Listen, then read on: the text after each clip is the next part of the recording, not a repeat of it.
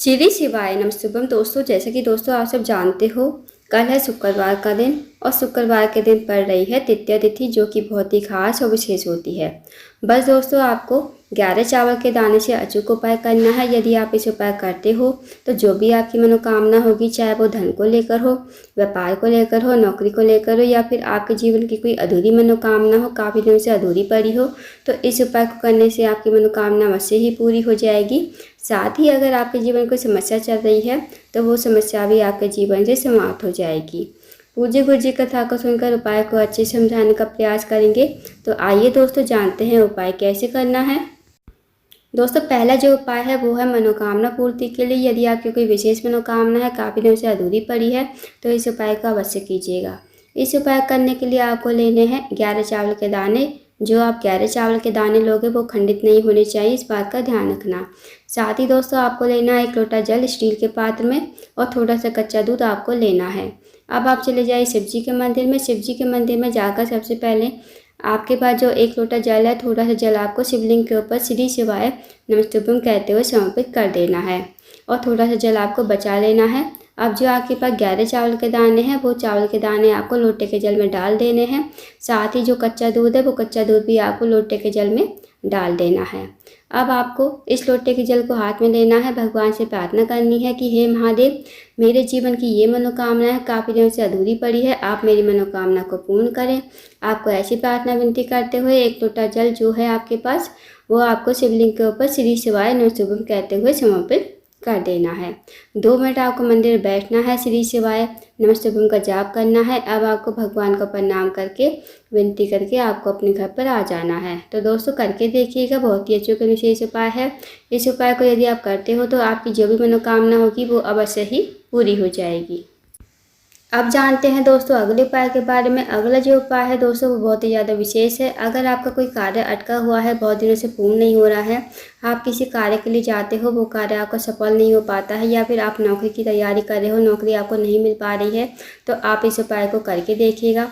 इस उपाय करने के लिए आपको लेना है 1 लोटा जल तांबे के पात्र में। साथ ही आपको लेने हैं 2 कनेर के फूल। जो पीले कलर के फूल होते हैं ना दोस्तों, वो आपको लेने हैं।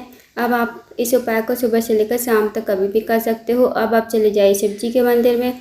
शिव जी के मंदिर में जाकर सबसे पहले आपको 1 लोटा जल शिवलिंग के ऊपर श्री शिवाय नमस्तुभ्यम कहते हुए समर्पित कर देना है। उसके बाद दोस्तों, जो आपके पास 2 कनेर के फूल है, 2 कनेर के फूल को आपको अपने हाथ में रखने हैं। भगवान से प्रार्थना करनी है कि हे महादेव, मेरे जीवन का ये कार्य है, बहुत दिनों से अटका हुआ है, मेरा कार्य पूर्ण नहीं हो रहा है, या फिर मेरी नौकरी नहीं लग पा रही है।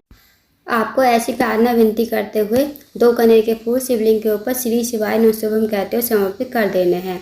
2 मिनट आपको मंदिर बैठना है, श्री शिवाय नमस्तुभ्यम का जाप करना है। उसके बाद आपको भगवान को प्रणाम करके विनती करके आपको अपने घर पर आ जाना है। तो दोस्तों, करके देखिएगा, बहुत ही अचूक विशेष उपाय है। अब जानते हैं दोस्तों अगले उपाय के बारे में। अगला जो उपाय है दोस्तों, वो बहुत ही ज़्यादा विशेष है। अगर आपके घर में कोई व्यक्ति काफ़ी दिनों से बीमार पड़ा है, उसकी जो बीमारी है दूर होने का नाम नहीं ले रही है, तो आप इस उपाय को करके देखिएगा। इस उपाय करने के लिए आपको लेना है 1 बेलपत्र। जो बेलपत्र आप लोगे, कहीं से कटा फटा खंडित नहीं होना चाहिए। साथ ही आपको लेना है 1 लोटा जल तांबे के पात्र में।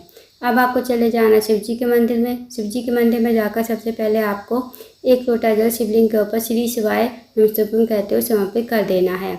उसके बाद दोस्तों, जो आपके पास 1 बेलपत्र है, वो बेलपत्र अपने सीधे हाथ में रखनी है, भगवान से प्रार्थना करनी है उस रोगी व्यक्ति के लिए, जो रोगी व्यक्ति आपके घर में काफ़ी लंबे समय से बीमार पड़ा है।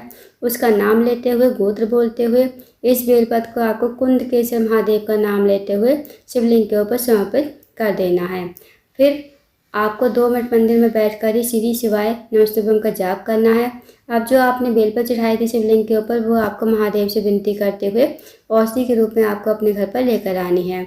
इस बेलपत्र को घर पर लाकर उस रोगी व्यक्ति खिलाना है, जो रोगी व्यक्ति आपके घर में काफ़ी लंबे समय से बीमार पड़ा है। उसको आपको कुंदकेश्वर महादेव का नाम लेते हुए चबा चबा कर खाने को कहना है। यकीन मानिए दोस्तों, यदि आप इस उपाय करते हो तो जो भी आपके घर में व्यक्ति रोगी है, बीमार है, उसकी जो बीमारी है धीरे धीरे ठीक हो जाएगी। तो करके देखिएगा, बहुत ही अचूक और विशेष उपाय है। अब जानते हैं दोस्तों अगले उपाय के बारे में। दोस्तों, अगला जो उपाय है, अगर आपके जीवन धन की कमी है, पैसों की तंगी या आर्थिक तंगी से बहुत ज़्यादा परेशान हो, आपके घर में माता लक्ष्मी का वास नहीं है, माता लक्ष्मी आपसे रूठी हुई है, तो आप इस उपाय को करके देखिएगा। इस उपाय को करने के लिए आपको लेना है 1 लोटा जल तांबे के पात्र में, साथ ही आपको लेना है एक कमलगट्टा। जो आप कमलगट्टा लोगे वो आपको लोटे के जल में डाल देना है। उसके बाद आपको जाना है शिव जी के मंदिर में। शिव जी के मंदिर में जाकर सबसे पहले आपको उत्तर की तरफ मुँह करके खड़ा होना है। भगवान से प्रार्थना करनी है कि हे महादेव, मेरे जीवन धन की कमी है, धन की वृद्धि है, धन प्राप्ति नहीं है, माता लक्ष्मी का हमारे घर में वास नहीं है, माता लक्ष्मी हमसे रूठी हुई है, आप कुछ ऐसी कृपा करें कि हमारे जीवन में धन की कमी कभी ना हो और माता लक्ष्मी हमेशा हमारे घर में वास करे। तो आपको ऐसी प्रार्थना विनती करते हुए 1 लोटा जल आपको शिवलिंग के ऊपर श्री शिवाय नमस्तुभ्यम कहते हुए और माता लक्ष्मी का ध्यान करते हुए आपको समर्पित कर देना है।